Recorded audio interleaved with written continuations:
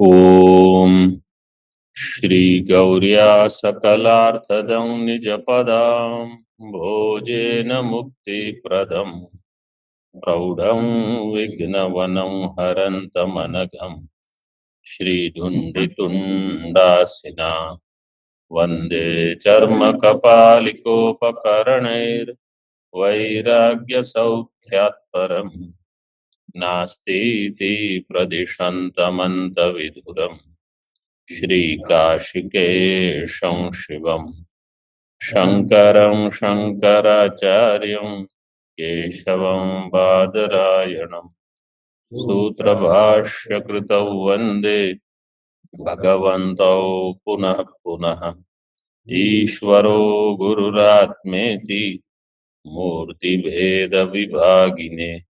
व्योमवद्व्याप्तदेहाय दक्षिणामूर्तये नमः। ओम शांति शांति शांति। 30वां सूत्र देखेंगे। शास्त्र दृष्ट्या तु उपदेशो वामदेववत्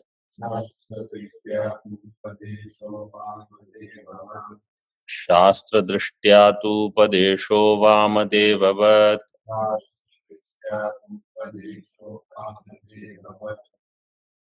शास्त्र दृष्ट्या तु उपदेशो वामदेववत्। कितने पद हैं इसमें? 4 पद हैं। शास्त्र दृष्ट्या तृतीय है, तु उपदेशः वामदेववत्। वामदेववत् में क्या प्रत्यय लगा है? वती प्रत्यय। ये सिद्धांति का सूत्र है। सिद्धांति कहेगा शास्त्र दृष्टि के द्वारा, शास्त्र को ध्यान में रखते हुए, मामेव विजानी, ये जो है शास्त्र से शास्त्रजन्य ब्रह्म साक्षात्कार वाला है इंद्र। इसलिए वो इंद्र का उपदेश कैसे होगा? जैसे वामदेव का कथन है बृहदारण्यक में जो हम देखते हैं, इसी प्रकार इंद्र का यहाँ कथन है। तो अपने आप को इंद्र मान के नहीं कहता कि मुझे जानो, मैं ब्रह्म हूं, मुझे जानो। तो इसका अर्थ है ब्रह्म को जानो। ऐसे वामदेववत का अर्थ है वामदेवादिवत। अन्य भी कोई ऋषि हैं, शुकदेव आदि, सभी ब्रह्म स्थानीय है, क्योंकि ये ब्रह्म ज्ञानी है। इसलिए टीका में अहंकारवादस्य गतिम पृच्छति। अहंकारवाद, इसकी गति पूछते हैं। कथम तर्हि वक्तुरात्मोपदेशः। तो वक्ता का आत्मोपदेश कैसे संभव है? कथम तर्हि वक्तुरात्मोपदेश। मिली ये पंक्ति पूर्व सूत्र में, अंत में, भाष्य में है। अहंकार का अर्थ है स्वयं का अस्मत् प्रत्यय का प्रयोग करते हैं इंद्र। वो कैसे होगा? तो ये प्रश्न हुआ भाष्य में कि कथम तर्हि वक्तुरात्मोपदेश है, उसका उत्तर हो जाएगा शास्त्र दृष्टया। सूत्रम उत्तरम, सूत्र उसका उत्तर है। शास्त्र दृष्टया तु उपदेशो वामदेववत् तद व्याख्याति, उसकी व्याख्या करते हैं। इंद्रो नाम देवतात्मा स्वम आत्मानं परमात्मत्वेन अहमेव परम ब्रह्म इत्यार्षेण दर्शनेन यथा शास्त्रम पश्यन् उपदिशति स्म मामेव विजानीहि इति। ये प्रसिद्ध सूत्र है। अन्य आपने पहले कभी देखा है ये सूत्र किसी ने? इस सूत्र को शायद पहले ही 4 सूत्र में कहीं इसका उद्धरण आया होगा। अन्य दृष्ट शास्त्रों में इसका उद्धरण करते हैं। ये प्रसिद्ध सूत्र है। इंद्रो नाम देवतात्मा, इंद्र नाम का जो देवता है, स्वम आत्मानं परमात्मत्वेन अहमेव परम ब्रह्म इति आर्षेण दर्शनेन, स्वम आत्मानम परमात्मत्वेन उपदिशति, ये क्रियापद है। अपने आप को वो परमात्मा रूप से उपदेश कराता है। कब कराता है? जब उसने ये जान लिया, अहम एवं परम ब्रह्म, मैं परब्रह्म हूं। ये कैसे जाना? आर्षेण दर्शनेन। आर्षम ऋषि प्रोक्तम, ऋषिणा प्रोक्तम आर्षम, ऋषि के द्वारा जो बताया जाता है वो आर्ष है।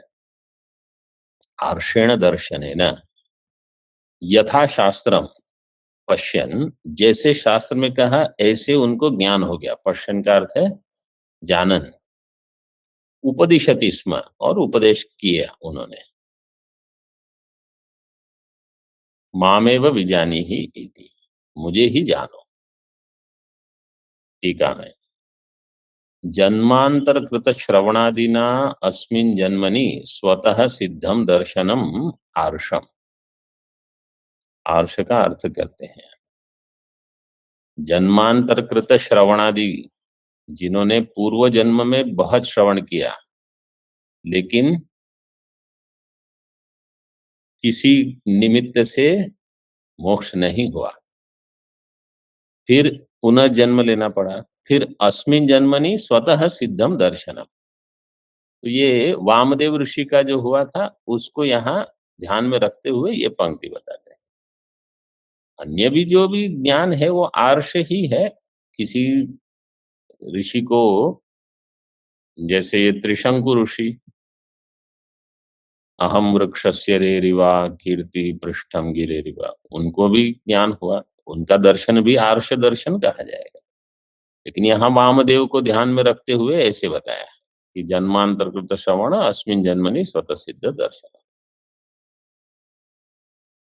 यथा, भाष्य में, तद्धि तत्पश्यन् ऋषिर्वामदेवः प्रतिपेदे अहम मनुरभवम सूर्यश्च इति तद्वत् तद यो यो देवानां प्रत्यबुध्यत स एव तदभवत् इति श्रुतेः। इतना तो ये जो दो पंक्तियां दी है वो कंठस्थ कर सकते हैं। तद है तत्, तद है एतत् पश्यन् ऋषिर्वामदेवः प्रतिपेदे। तद है एतत् किसको बताता है? ब्रह्म वा इदमग्र आसीत् तदात्मानमेवावेत् अहम ब्रह्मास्मि इति तस्मात् तत्सर्वम अभवत्। ये जो है ये ब्रह्म कंडिका इसको कहते हैं। उसको देखते हुए, उसको साक्षात्कार करते हुए ऋषिर वामदेव प्रतिपेदे, ये वाक्य पहले आया है चतुर्थ सूत्र में, इसका विचार हुआ था तत्व समन्वयात में, याद है? किस प्रसंग में आया था बताइए कोई?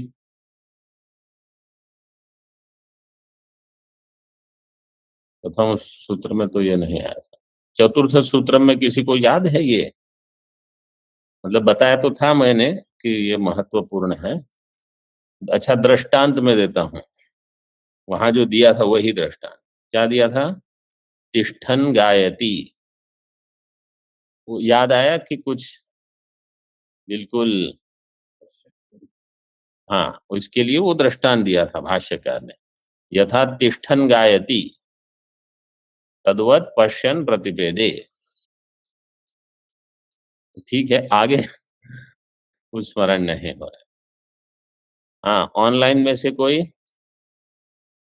ये बताता है ये मंत्र कि तिष्ठन गायती में तिष्ठती और गायती क्रिया के बीच में कोई व्यवधान नहीं है। ऐसे पश्यन प्रतिपेदे, ज्ञान और साक्षात्कार, इसमें कोई व्यवधान नहीं होगा। जैसे ज्ञान हुआ साक्षात्कार होगा, ऐसे बताया।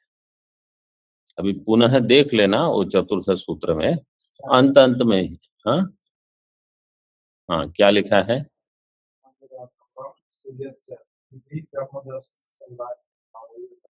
हाँ, ब्रह्म दर्शन और सर्वात्म भाव, इसके मध्य में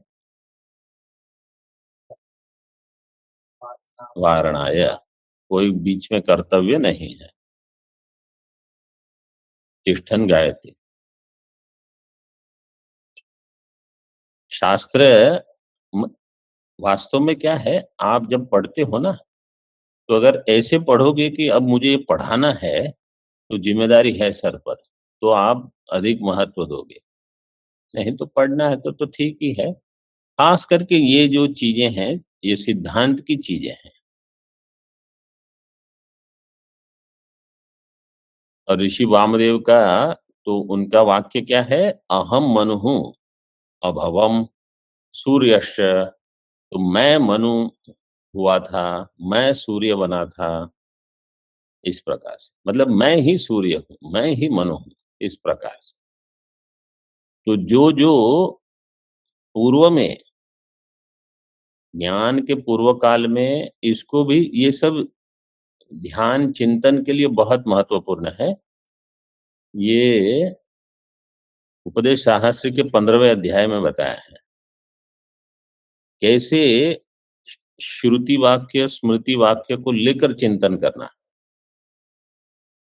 तद अनन्य, वो नान्यद अन्यत प्रकरण है, उपदेश शास्त्र का 15वां, नान्यद अन्यत। उसी में शायद बताया है जो जो भगवान की विभूति है तत्पदार्थ में, ज्ञान के पहले, वो सब अहम में हम देख सकते हैं। क्योंकि जो तत्पद का वाच्यार्थ है, जहां ये सब घटता है, वो लक्ष्यार्थ में भी घट सकता है। क्योंकि लक्ष्यार्थ के बिना वाच्यार्थ वहां नहीं है। ठीक है। इसलिए जो त्वम के लक्ष्यार्थ में होगा वो तत् के लक्ष्यार्थ में होगा, वो त्वम के लक्ष्यार्थ में बैठ जाएगा। तो जैसे अगर भगवान ने विभूति योग में कहा मैं ही मनु था, और मैं ही मनु हूँ, मैं सूर्य हूँ, मैं हिमालय हूँ, मैं गंगा हूँ, मैं इंद्र हूँ, मैं आदित्य हूँ, तो यही ऋषि वामदेव को ज्ञान हो गया कि मैं ही मनु हूँ, मैं ही सूर्य हूँ, मैं गंगा हूँ, मैं आदित्य हूँ, मैं हिमालय। तो वास्तव में क्या हुआ? जो विभूति योग में भगवान ने अहम के लिए कहा, वो ज्ञान के पश्चात जीवन मुक्त अपने में घटा सकता है, बिना किसी संशय के, अथवा बिना इस विचार के कि ये उपासना है, ये ज्ञान है। इस प्रकार से ये उपासना नहीं है कि ये मैं हूं, थोड़े दिन आधा घंटा सोच लिए। इति तद्वत् तद यो यो देवानां प्रत्यबुध्यत स एव तद अभवत्। यो यो देवानां प्रत्यबुध्यत, जो जो देवताओं में ऐसे सोचता है, वह भी वही हो जाता है, वह भी वो हो गया ऐसे। सह एव तद अभवत्। इसी प्रकार तथा ऋषीणाम तथा मनुष्याणाम, वो आगे है मंत्र में। इसी प्रकार ऋषियों में भी, मनुष्यों में, जिन जिनको ये ज्ञान होगा वो सब ब्रह्म रूप है, चाहे वो चांडाल क्यों ना हो। वो मेरा गुरु है, भगवान भाष्यकार ऐसे कहते हैं। इति श्रुते है यत् पुनरुक्तम मामेव विजानीहि इत्युक्त्वा विग्रह धर्मैर इंद्र आत्मानं तुष्टाव त्वाष्ट्रवधादिभिरिति तत्परिहर्तव्यम। पूर्व पक्ष कहेगा ये वाक्य कि, अथवा कोई एकदेशी है ऐसे कहेगा, क्या कहेगा? यद पुनरुक्तम, जो आपने पहले कहा, माम एव बीजानी ही, तो वहां इंद्र ने ऐसे कहा, इसको ध्यान में रखते हुए विग्रह धर्म ही इंद्र आत्मानम तुष्टाव, इंद्र ने अपनी स्तुति की अपने विग्रह धर्म को लेकर। क्या? मैंने त्वाष्ट्र का वध किया, और ये सब सन्यासियों को जो वेदांत के बहिर्मुख है, आरण्यश्व को खिला दिया। ऐसे इनका परिहार आपको करना पड़ेगा, तत्परिहर्तव्यम। क्योंकि ये वाक्य तो केवल इंद्र के लिए है। अत्र उच्यते न त्वाष्ट्रवधादीनां विज्ञेय इंद्र स्तुत्यर्थत्वेन उपन्यासः यस्माद् एवं कर्माहम तस्मात् माम विजानीहि इति। देखो क्या सशक्त युक्ति है सिद्धांति की।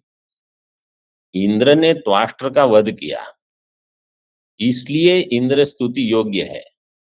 अथवा इंद्र ने सन्यासियों को उस अरण्यश्व को खिला दिया, इसलिए इंद्र स्तुति योग्य है, ऐसा वहां नहीं कहा गया। न त्वाष्ट्रवधादीनां विज्ञेय इंद्र स्तुत्यर्थत्वेन उपन्यासः कि यस्मात्, क्योंकि मैं एवं कर्मा हम, ऐसा कर्म करने वाला मैं हूं, इसलिए तुम मुझे जानो। ये इंद्र की स्तुति नहीं है। तो कथम तरही, टीका में देखिए, विज्ञेय इंद्र स्तुत्यर्थ उपन्यासः न चेत कथम तरही स, अगर इंद्र विज्ञेय नहीं है, इसलिए उसकी स्तुति करके उसका उपन्यास नहीं किया गया है, अगर आप सिद्धांति ऐसा कहते हो, तो फिर कथम तर्हि सः कथम तर्हि सः उपन्यासः स्तुत्यर्थः इति पृच्छति। कथम तर्हि विज्ञान स्तुत्यर्थत्वेन, वो ज्ञान की स्तुति है, इंद्र की स्तुति नहीं है कि ऐसे ज्ञान वाला मैं हूं, उस ज्ञान के होने से मुझे कुछ नहीं हुआ। तो ये बुद्धि ऐसे अगर जिसकी लग सकती है ना, उनको बहुत आनंद आएगा कि अच्छा देखो विचार कैसे करना कहीं भी। यत् कारणम त्वाष्ट्रवधादि, टीका में देख लीजिए, ब्रह्म ज्ञान स्तुत्यर्थ, विज्ञान का अर्थ है ब्रह्म ज्ञान, ये ब्रह्म ज्ञान की स्तुति के लिए है। नियामकम ब्रूते, इसमें नियामक क्या है?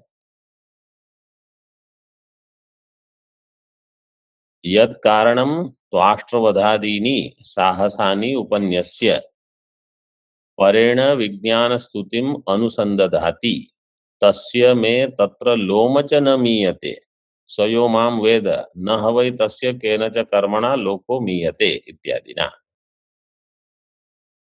जिस कारण से त्वाष्ट्रवधादीनि साहसानि उपन्यस्य, ये साहस कर्म है किसी ब्राह्मण का वध कर देना, उपन्यस्य परेण विज्ञान स्तुतिम अनुसंदधाति, इसको, अच्छा इसको साहसान करवाया है, ठीक है, पाठांतर हो।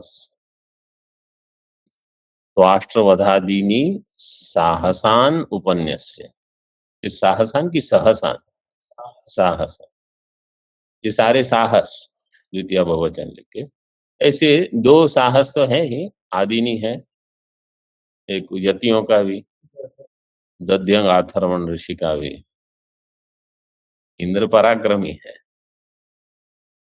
उपन्यस्य परेण विज्ञान स्तुतिम अनुसंदधाति, तो विज्ञान की जो स्तुति है, परेण इंद्रेण, तस्य में तत्र लोम च न मीयते, ऐसा वो मैं, तस्य में, वह मैं, मेरा, तत्र लोम च न मीयते, मीयते मींग हिंसायाम धातु से दिवादिगण की है, इसलिए मतलब नाश, मेरा नाश, मेरे लोम का भी नाश नहीं होगा, तत्र उस प्रसंग में, उसके कारण।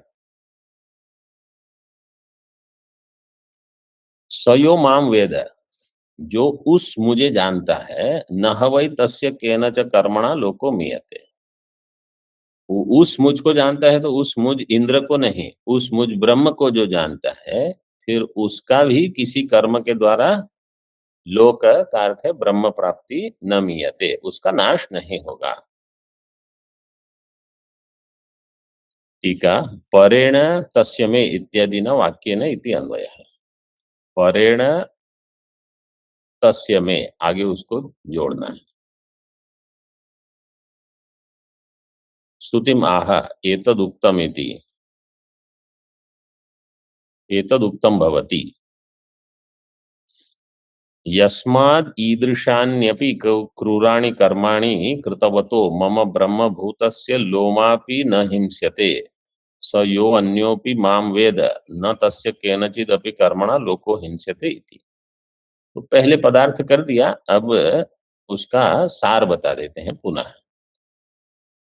चूंकि ऐसे क्रूर कर्म मैंने किए हैं, ईदृशानि अपि क्रूराणि कर्माणि कृतवतः मम, मैं जो ऐसे क्रूर कर्म करने वाला हूँ, लेकिन ब्रह्म स्वरूप हूँ, ब्रह्मभूतस्य लोमापि न हिंस्यते, मेरा लोम का भी नाश नहीं होता, मतलब मेरा कुछ नहीं बिगड़ा, हिंदी में जैसे कहते हैं।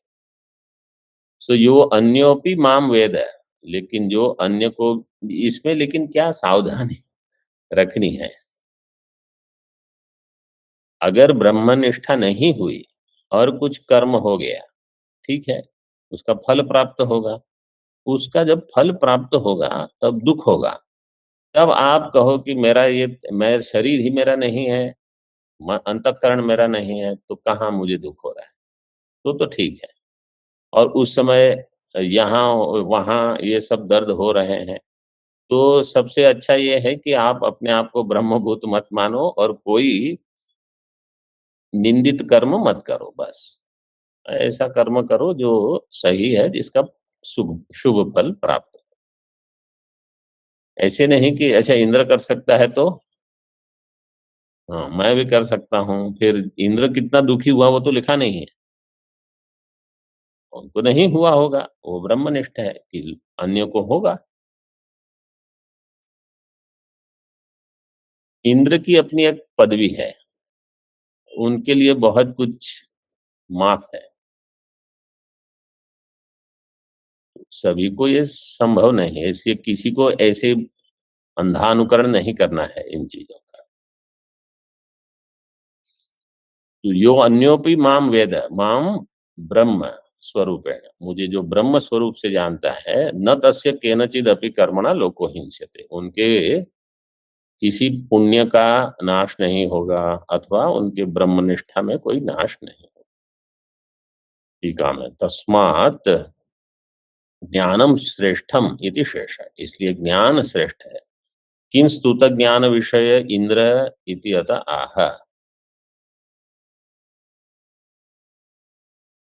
विज्ञेयम तु ब्रह्मैव, देखिए, किं स्तुत ज्ञान विषय है इंद्र,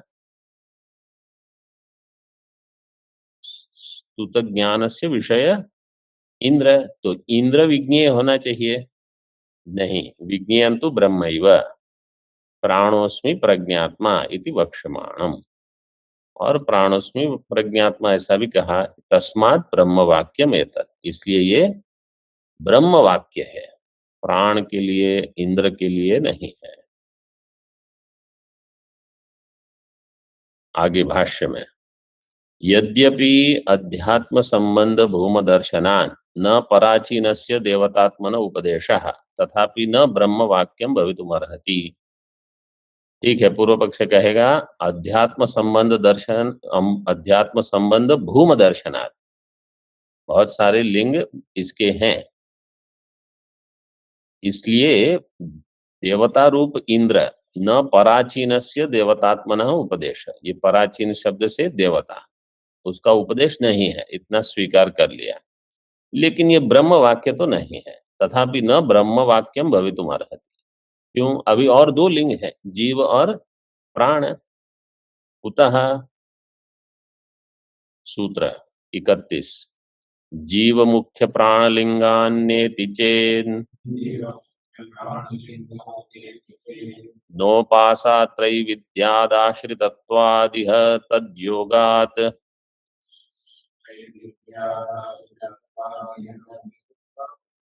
जीव मुख्य प्राणलिंगान्येति चेन् नोपासात्रैविद्यादाश्रितत्वादिह तद्योगात्।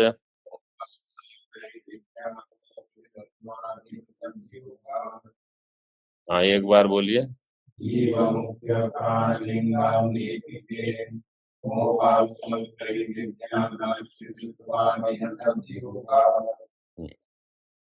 अब पूर्व पक्ष आगे का जो सूत्र का प्रथम हिस्सा है वो पूर्व पक्ष कहेगा, प्रथम अंश, जीव मुख्य प्राण लिंगात न, आप कहते हो ये ब्रह्म का लिंग है, लेकिन जीव का भी लिंग है और मुख्य प्राण का भी लिंग है, तो जीव मुख्य प्राणश्च, इस प्रकार से जीव मुख्य प्राण लिंगात न इति चेत। मुख्य प्राण, मुख्य शब्द क्यों दिया, विशेषण की क्या आवश्यकता हुई?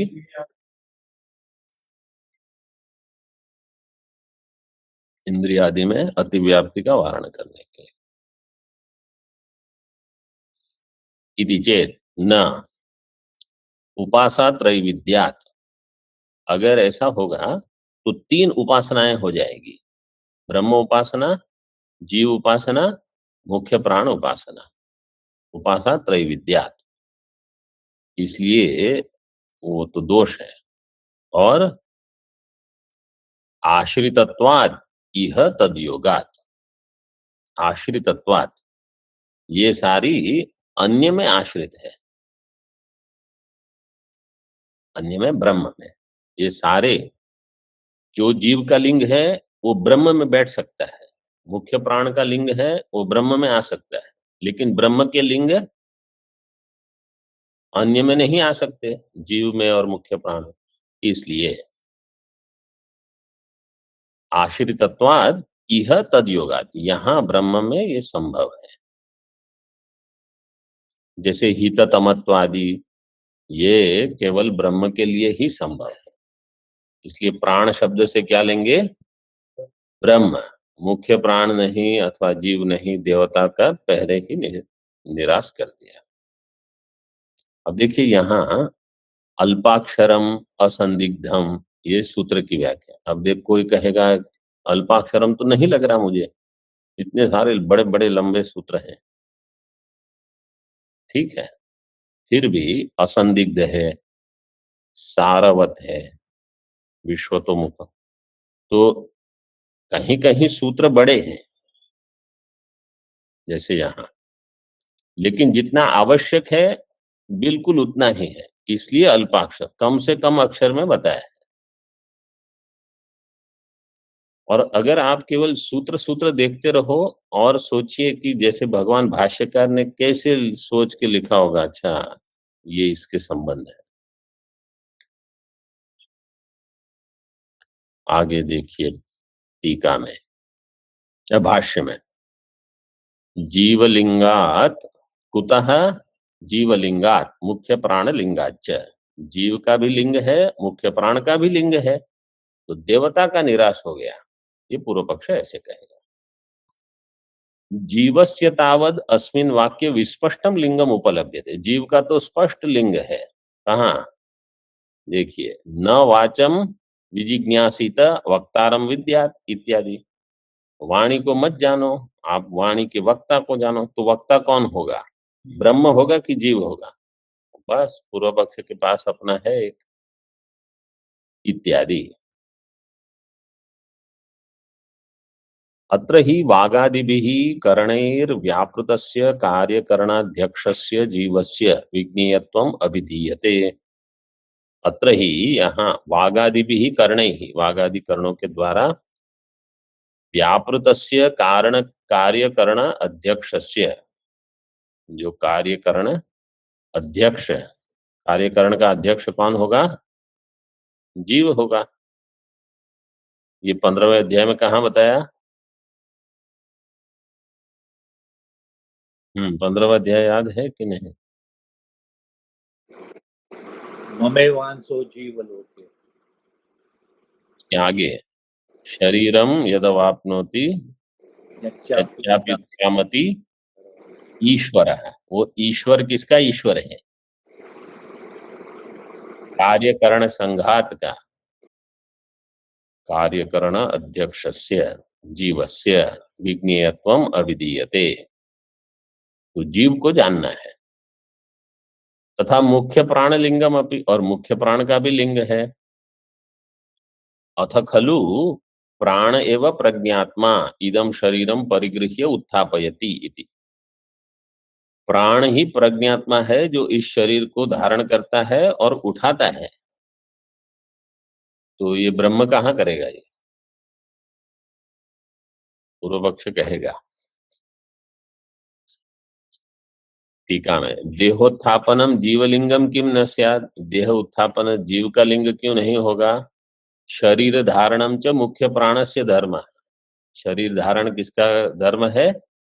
मुख्य प्राण का। वो कहाँ पता चला? प्राण संवाद में। ये प्राणादि संवाद छांदोग्य में आता है, बृहदारण्यक में भी है पीछे। प्राण संवादे वागादीन प्राणान प्रकृत्य, ये इनको इंद्रिय कलह भी कहते हैं, इंद्रियों का कलह। प्राणान प्रकृत्य तान वरिष्ठः प्राण उवाच। वरिष्ठ प्राण ने कहा, मां मोहम आपद्यथा अहमेव एतत् पंचधा आत्मानं प्रविभज्य एतत् बाणम अवष्टभ्य विधारयामि। आप अपने आप को मोह प्राप्त मत करो कि आपसे ये सब चल रहा है, मैं चला रहा हूं ये सब। मां मोहम आपद्यथा अहमेव एतत् पंचधा आत्मानं, मैं अपने आप को 5 रूप से विभाग करके प्रविभज्य एतत् बाणम, बाणम से ये शरीर आदि, अवष्टभ्य विधारयामि इति टीका में। सर्वे वागादयः प्राणा अहम अहम श्रेष्ठ इति विवदमाना प्रजापतिम उपजग्मुः। ये इंद्रियां सब प्रजापति के पास गए। वागादयः प्राणः, देखो वागादि के लिए प्राण शब्द दिया है। सच तान उवाच, अब उन्होंने कहा कि आप निर्णय करो श्रेष्ठ कौन है। अब प्रजापति जी को पता है कि वास्तव में तो सभी का उपयोग है।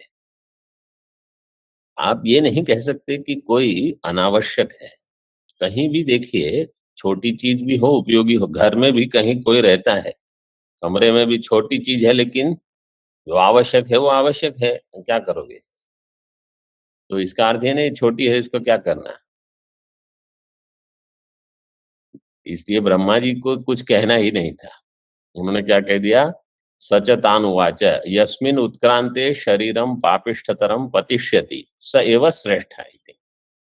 जिसके उत्क्रमण करने पर शरीर बिल्कुल पापी हो जाता है, पापिष्ठतरम, और गिर जाता है, मतलब मृत्यु हो जाने से उसको छूना ही आपको दुष्ट कर देगा, आपको स्नान आदि करने पड़ते हैं, वही श्रेष्ठ है। स वह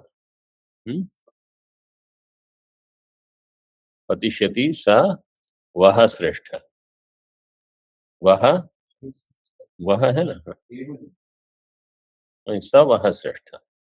युष्माकम, युष्माकम आप सब इंद्रियों के बीच और प्राण के बीच, सह वह श्रेष्ठ इति।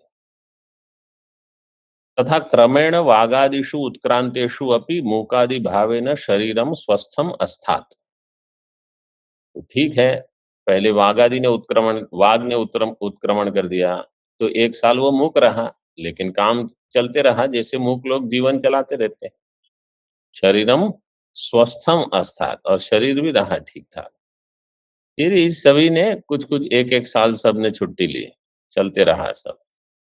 मुख्य प्राणस्य तु उच्चीक्रमिषायाम, मुख्य प्राण ने जब उच्चीक्रमिषायाम, उच्चीक्रमिषा क्रामतुम इच्छा, उत्क्रामितुम, सर्वेषाम व्याकुलत्व आप्तौ। तो जैसे मुख्य प्राण ने अभी उठे नहीं है, लेकिन उठने की इच्छा दिखाई, सभी व्याकुल हो गए। व्याकुलत्व आप्तौ तान वागादीन वरिष्ठ प्राण उवाच। तो वरिष्ठ प्राण वागादीन को वरिष्ठ प्राण ने कहा, यूयम मां मोहम आपद्यथ, आप मोह को प्राप्त मत करिए सब। यतः अहमेव एतत् करोमि, मैं ही ये सब चलाता हूं। अहमेव एतत् करोमि किं तत् पंचधा प्राणापानादि भावेन आत्मानं विभज्य एतद् वाति गच्छति इति बाणम, तदेव बाणम अस्थिरम शरीरम। बाण शब्द किसके लिए कहा? शरीर के लिए। कैसा है? ये हिल रहा है, ये चल रहा है। वाति गच्छति इति बाणम, इसका अर्थ है बाणम अस्थिरम। अस्थिरम मतलब इसमें कुछ व्यवहार हो रहा है, ये शरीर बाणम है। अवष्टभ्य आश्रित्य धारयामि, शरीरम अवष्टभ्य आश्रित्य धारयामि, मैं ही इसका धारण करके रहा हूं। भाष्य में इति श्रवणात्, ये तु इमं शरीरम परिगृह्य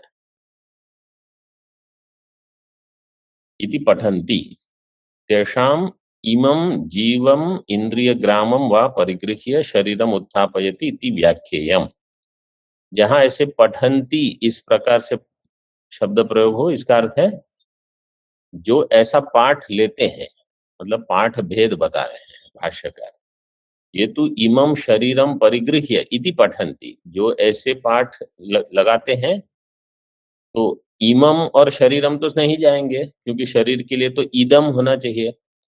तो उनके वहां अर्थ कैसे होगा? तेषाम इमम जीव इंद्रिय ग्रामम वा परिगृह्य। फिर तो शरीरम परिगृह्य नहीं होगा, इंद्रिय ग्रामम अथवा जीवम परिगृह्य शरीरम उत्थापयति, ऐसी व्याख्या उनकी होगी। प्रज्ञात्मत्वमपि जीवे तावत् चेतनत्वाद उपपन्नम, प्रज्ञात्मत्वमपि जीवे तावत् चेतनत्वाद, और जीव में तो प्रज्ञा शब्द भी घट जाएगा, तो प्रज्ञात्मा जो कहा वो जीव में संभव है। क्यों? जीव भी चेतन है। चेतनत्वाद उपपन्नम, मुख्य प्राणे प्रज्ञा साधन प्राणांतर आश्रयत्वात् उपपन्नम एवं। और मुख्य प्राण में कैसे होगा? प्रज्ञा साधन प्राणांतर आश्रयत्वात्, प्रज्ञा का साधन, प्रज्ञा का जो निमित्त बनेगा, उसमें प्रज्ञा के निमित्त होंगी इंद्रियां सब, उसमें मुख्य हो जाएगा प्राण। इस प्रकार से प्रज्ञात्मा के लिए प्राण में घट जाएगा। प्रज्ञा के साधन मतलब करण, प्राणांतर इंद्रिय, उनका आश्रय हो जाएगा मुख्य प्राण, उपपन्नम एवं। जीव मुख्य प्राण परिग्रहे च प्राण प्रज्ञात्मनोः सहवृत्तित्वेन अभेद निर्देशः स्वरूपेण च भेद निर्देश इति उभयथा निर्देश उपपद्यते। जीव मुख्य प्राण के परिग्रह में प्राण प्रज्ञात्मनोः सहवृत्तित्वेन अभेद निर्देशः, प्राण और प्रज्ञात्मा सहवृत्तित्वेन इनका अभेद बताया जाएगा, बता सकते हैं मतलब। और स्वरूपेण च भेद, स्वरूप से ये दो भिन्न है, और वास्तव में अभेद सहवृत्ति होने से। इति उभयथा निर्देशो उपपद्यते,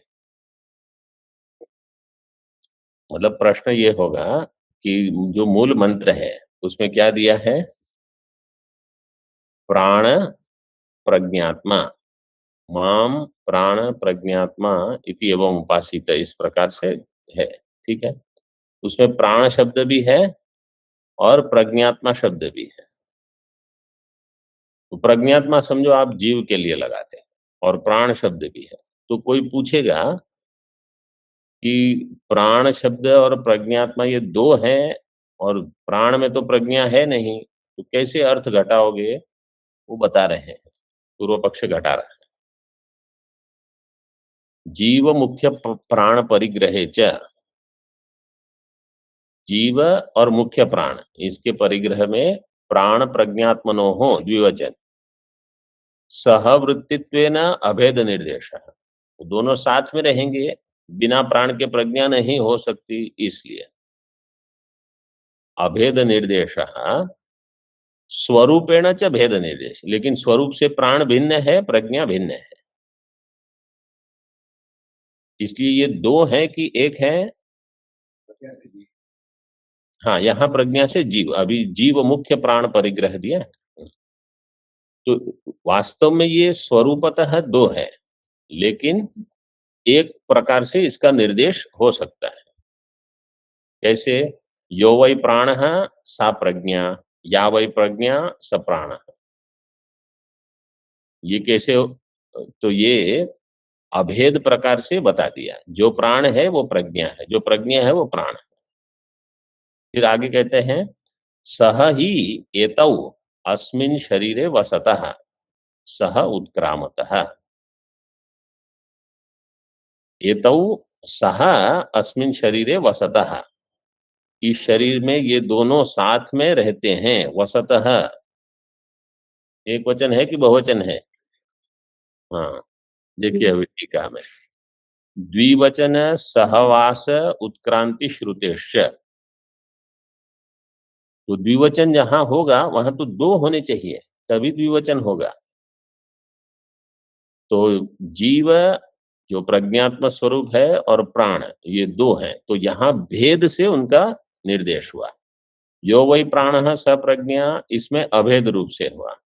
और एतौ अस्मिन् शरीरे सह वसतः सह उत्क्रामतः, ये भेद से कि अभेद से? भेद से निर्देश हुआ। और पूर्व पक्ष पूछ रहा है सिद्धांति को, अगर ब्रह्म का परिग्रह हुआ तो ब्रह्म परिग्रह तू किम कस्मात् विद्येत, तो ब्रह्म का परिग्रह हो तो कौन किससे भिन्न होगा? यहाँ सह इत्यादि वाक्य प्रयोग ही नहीं होगा, फिर द्विवचन प्रयोग नहीं होगा। टीका में द्विवचन सहवास उत्क्रांति श्रुतेश्च न ब्रह्म ग्राह्यम इत्याह, इसलिए ब्रह्म यहाँ इसका ग्रहण नहीं होगा। आगे दिया है अभेद निर्देशम आह यो वा इत्यादि, भेदम आह सह इति। यदि जीव मुख्य प्राणयो लिंगात उपास्यत्वम तर्हि ब्रह्मणोपि लिंगानाम उक्तत्वात् उपासनम स्यात्। अब सिद्धांति कहेगा ठीक है, आपने जीव का लिंग बता दिया, मुख्य प्राण का लिंग बता दिया, इसलिए दोनों उपास्य है। ब्रह्म का भी लिंग है, तो तीनों की उपासना करेंगे। तो पूर्व पक्ष क्या कहेगा? इष्टापत्ति, ठीक है, तीन उपासना करेंगे। तो सिद्धांति कहेगा न च इष्टापत्ति ही, ये ठीक नहीं होगा। भाष्य में देख लीजिए एक पंक्ति, तस्माद् इह जीव मुख्य प्राणयोर अन्यतर उभौ वा प्रतीयेयाताम न ब्रह्म इति चेत्। इसलिए यहाँ पूर्व पक्ष कहेगा जीव अथवा मुख्य प्राण, ये दो में से कोई एक लेंगे अथवा दोनों लेंगे। जीव मुख्य प्राणयो हो अन्यतर उभौ वा प्रतीयेयाताम, ऐसी प्रतीति हो रही है। ब्रह्म तो बिल्कुल नहीं। जब सारे पूर्व पक्ष मिलके, क्योंकि उनको ये अद्वैती से बिल्कुल ऐसा होता है, जो आगे बढ़ते हैं तो बाकी सब लोग पीछे मिलके ये ना, इनमें सब दोष है, बताने से कुछ नहीं होगा। यहाँ तक रखते हैं। अब न एतद एवं उपासा त्रैविद्या, यहाँ से आगे देखेंगे। ओम पूर्णमदः पूर्णमिदं पूर्णात् पूर्णमुदच्यते पूर्णस्य पूर्णमादाय पूर्णमेवावशिष्यते। ओम शांति शांति शांति। शंकरं शंकराचार्यं केशवं बादरायणं सूत्रभाष्यकृतौ वन्दे भगवन्तौ पुनः पुनः। ईश्वरो गुरुरात्मेति मूर्तिभेदविभागिने व्योमवद्व्याप्तदेहाय दक्षिणामूर्तये नमः। ओम शांति शांति शांति।